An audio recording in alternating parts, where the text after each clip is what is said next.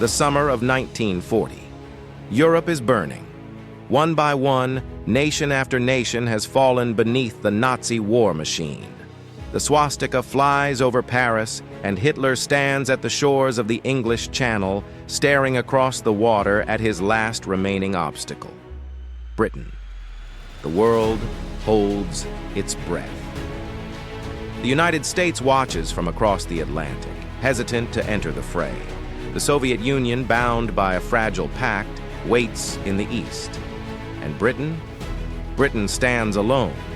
But alone does not mean defenseless. In the skies above this island fortress, an outnumbered, outgunned force of pilots strap into their Spitfires and Hurricanes, engines roaring to life. They are young, some barely out of school. They are from all walks of life: farmers, factory workers, aristocrats, and exiles who fled the Nazi advance. And they are all that stands between Britain and invasion. The Luftwaffe comes in waves, hundreds of bombers darkening the sky, escorted by deadly fighters. They expect an easy victory. Instead, they meet defiance. In twisting dogfights over the fields of Kent and the rooftops of London, the RAF strikes back. The battle will rage for months. Cities will burn. Heroes will rise. And against all odds, Britain will hold the line. This is the story of the Battle of Britain, when the fate of the free world hung in the balance and a handful of pilots turned the tide of history. Britain's survival would be decided in the skies. On one side stood the Luftwaffe, the largest and most experienced air force in the world. With nearly 3,000 aircraft at its disposal, including the deadly Messerschmitt Bf-109, Heinkel, Junkers, and Dornier bombers, the German war machine was designed for one thing: total domination. On the other side was the Royal Air Force, battered but unbroken. The RAF could muster just over 700 frontline fighters. Many of its pilots had barely completed training. Some had never even fired their guns in combat. Yet, what they lacked in numbers, they made up for in something far more important: determination, technology, and leadership. Hermann Goering had promised Hitler that the RAF would be swept from the skies within weeks. He had reason to be confident. In Poland, France, and the Low Countries, the Luftwaffe had smashed enemy air forces with ease. Britain, he believed, would be no different. Yet, as the first waves of German bombers roared across the Channel, escorted by squadrons of Messerschmitts, they would soon discover that Britain was unlike any enemy they had faced before. Hitler's plan is simple: strangle Britain into submission. The Luftwaffe's initial attacks focus on crippling the Royal Navy and cutting off supply lines. If Britain cannot be invaded outright, then it will be starved, bombed, and broken. But the RAF is waiting.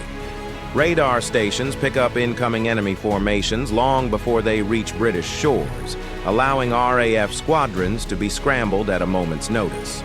Hurricanes and Spitfires climb into the sky, intercepting the enemy before they can strike their targets. In these early days, the Hawker Hurricanes prove their worth. Slower than the Spitfire, but sturdy and heavily armed, they tear through German bombers, ripping their formations apart before they can unload their deadly cargo. Young, inexperienced pilots are thrown straight into the fight, some lasting only a mission or two before being shot down. But others, quickly learning the art of aerial combat, begin to hold their own. The Luftwaffe is surprised. They had expected the RAF to crumble under pressure. Instead, they find themselves locked in brutal dogfights over the Channel, where every mile flown toward Britain is a mile further from safety. By August 1940, Hitler's patience is wearing thin. The Luftwaffe's attacks on British shipping have failed to bring Britain to its knees. The Royal Navy is still intact. The RAF is still fighting. Goering now convinces Hitler that the key to victory is simple: destroy the RAF itself. For the RAF pilots, this is hell. Luftwaffe bombers now target fighter bases, hangars, fuel depots, and radar stations. At places like Biggin Hill, Tangmere, and Debden, the ground crews work around the clock, repairing runways, refueling planes, and patching bullet-riddled aircraft. The men in the air barely have time to eat or sleep before scrambling back into their cockpits. Every battle is a fight for survival. The Hurricanes and Spitfires are now up against relentless, overwhelming waves of German aircraft. Outnumbered, exhausted, and flying multiple missions a day, RAF pilots are being pushed to the limit. Aircraft production is struggling to keep up with losses. Replacement pilots are rushed into combat with minimal training. Many don't even survive their first week. Britain is bleeding. In Whitehall, Churchill knows the situation is desperate, but retreat is not an option. He speaks to the nation, rallying his people with words that will echo through history. The gratitude of every home in our island, in our empire, and indeed throughout the world, except in the abodes of the guilty, goes out to the British airmen who, undaunted by odds, unwearied in their constant challenge and mortal danger, are turning the tide of the world war by their prowess and by their devotion. Never in the field of human conflict was so much owed by so many to so few. Frustrated by the RAF's stubborn resistance, Hitler demands a change in strategy. The Luftwaffe will no longer focus on British airfields. Instead, they will turn their fury on London. It is the decision that will cost Germany the battle. The skies above London darken, not with storm clouds, but with the shadows of hundreds of German bombers. The Luftwaffe, abandoning its attacks on RAF airfields, now has a new target: Britain's cities. For 57 consecutive nights, London is pounded by fire and steel. The Blitz has begun. Flames engulf entire city blocks. Families huddle in underground shelters as bombs scream from the sky. The docks, the factories, the very heart of Britain's industry, all are burning. Yet, through it all, London does not break. The people do not surrender. And neither does the RAF. By taking the pressure off the airfields, the Luftwaffe gives Britain's battered fighter squadrons the time they desperately need to recover. Aircraft are repaired, fresh pilots arrive. Radar stations, once targeted by bombers, now function at full strength.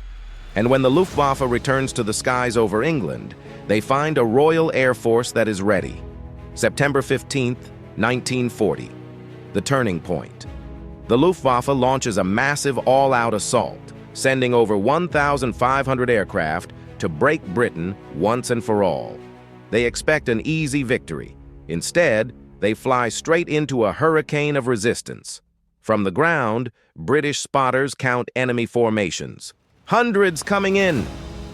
Fighter Command scrambles everything it has. Every Spitfire, every Hurricane, every pilot who can fly is thrown into the fray. German bombers are ripped apart. Fighter escorts are overwhelmed. The Luftwaffe suffers massive losses. It is a disaster for Germany. 2 days later, Hitler quietly postpones Operation Sea Lion, his planned invasion of Britain. It will never be attempted again. The Battle of Britain is over. Britain has stood alone, and it has won. The summer of 1940 had been a test of endurance, courage, and sheer willpower.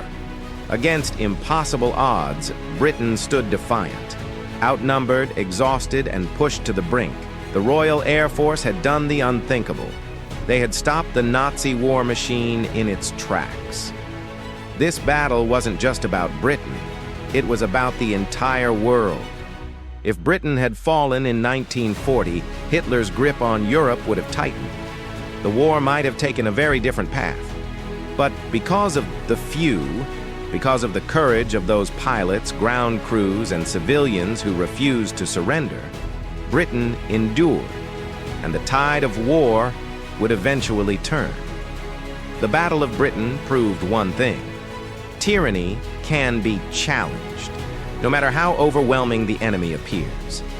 If you found this story as powerful as we do, consider subscribing to Vaultscape for more deep dives into history's most pivotal moments. Like the video, share it, and let us know in the comments. What do you think was the most defining moment of the Battle of Britain? Until next time, keep your eyes in the skies.